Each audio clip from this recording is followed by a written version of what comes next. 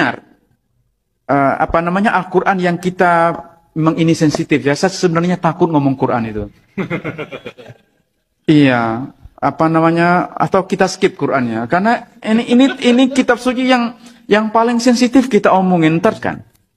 Proses editing Al-Quran itu masih terjadi pada masa Abdul Malik bin Marwan. Dan di antara anggota komite yang dibentuk oleh Abdul Malik bin Marwan ini, mereka berjumlah 6 orang, itu terjadi perdebatan tentang bagaimana ini dibaca, apa yang perlu dimasukkan, apa yang tidak dimasukkan. Ya memang, ya ini kitab suci kita ya, masa iya Quran diedit gitu. Terus apa bahasa yang lebih sopan kira-kira? Mengedit Al-Quran itu kan berat sekali ya. Saya paham, Anda pasti susah menerima ini ya. Haleluya, haleluya, haleluya. Assalamualaikum warahmatullahi wabarakatuh. Salam Aki. Aku kabarkan Injil keselamatan.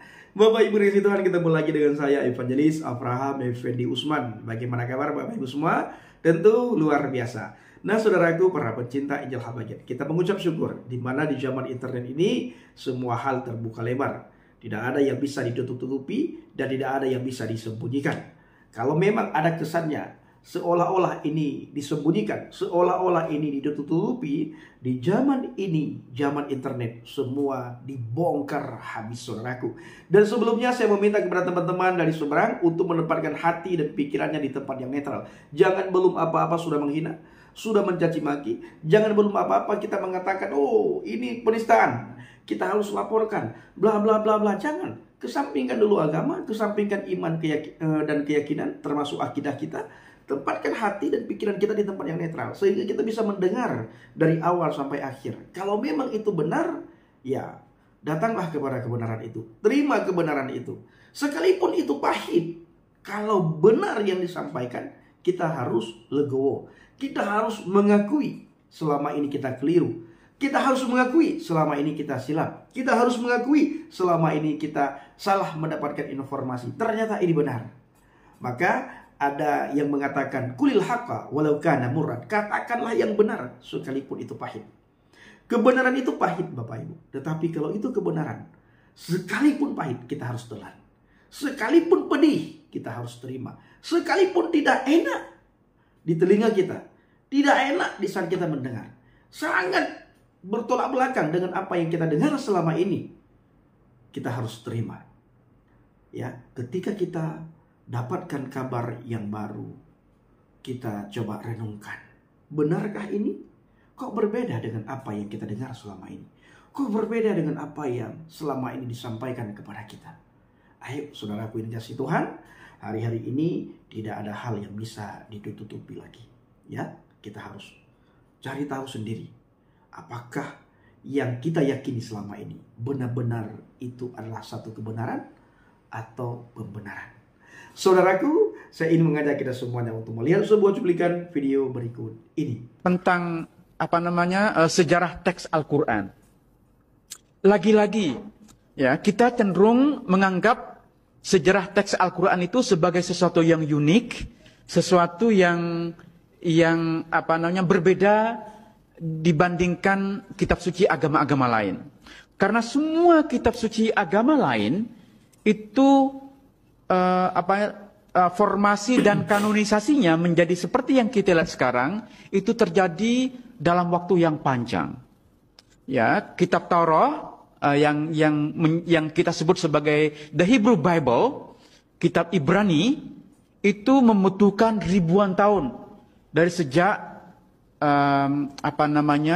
Nabi Musa.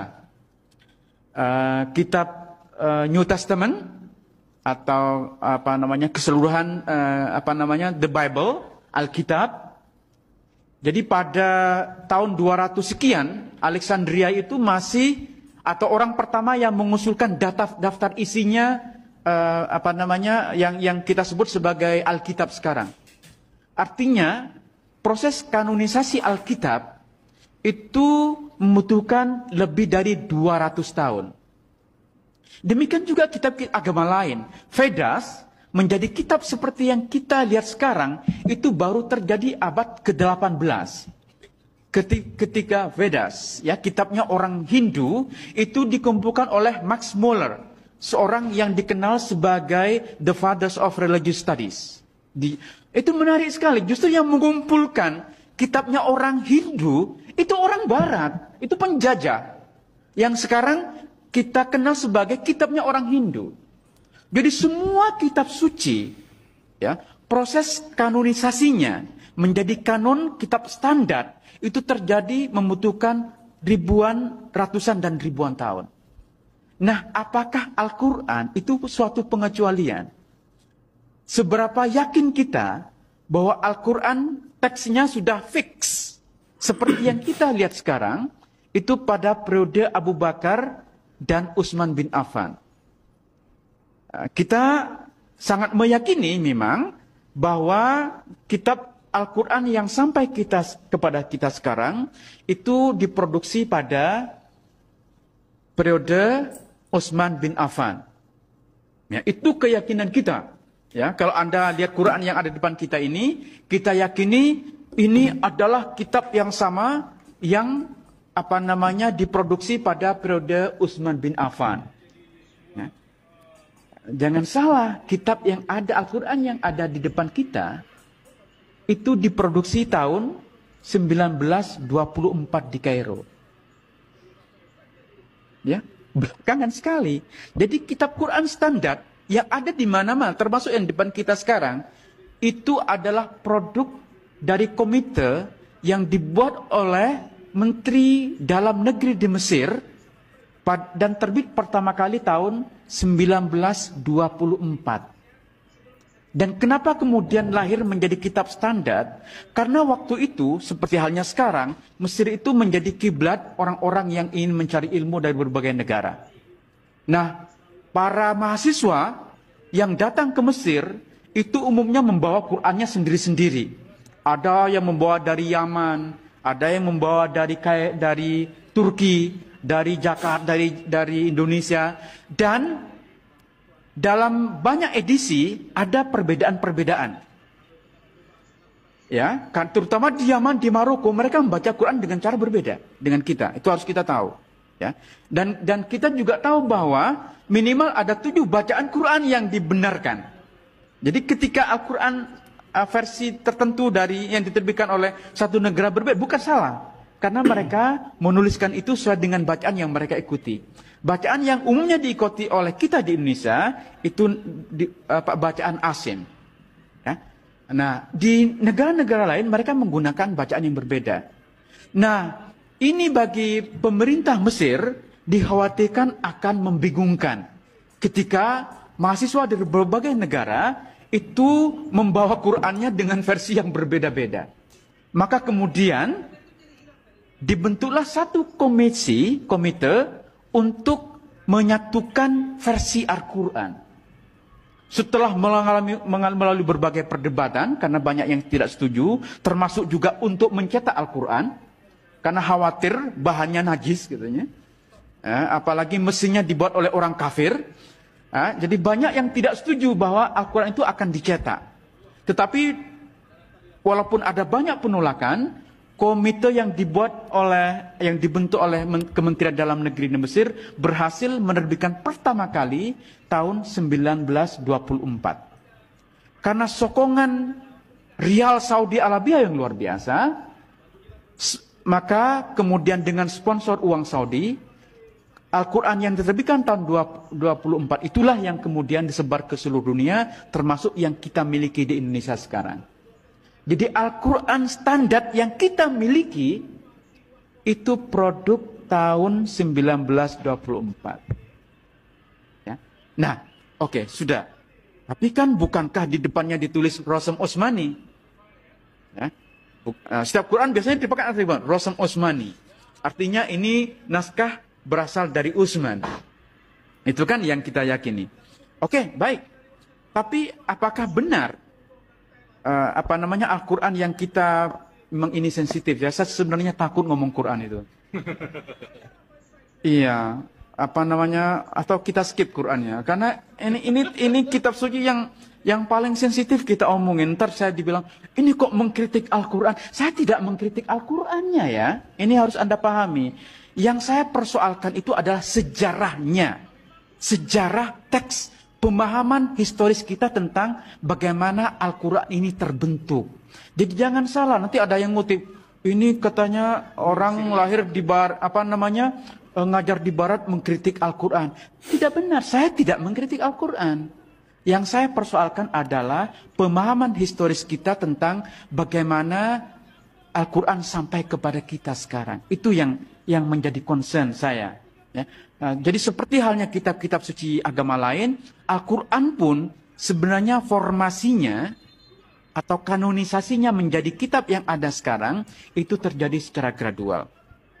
Kalau Anda baca kitab Ibnu Abi Daud Al-Sijistani yang berjudul Kitabul Masahif, ya, bahkan judulnya saja menarik, Kitabul Masahif. Artinya Masahif itu jamak dari mushaf. Artinya lebih dari satu mushaf, ada banyak mushaf. Ya.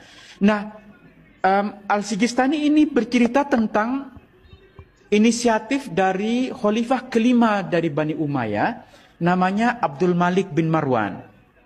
Jadi Abdul Malik bin Marwan, khalifah kelima dari Bani Umayyah, bersama gubernurnya di Irak bernama Hajjaj bin Yusuf, mereka berdua membentuk satu komite untuk mengedit Al-Quran.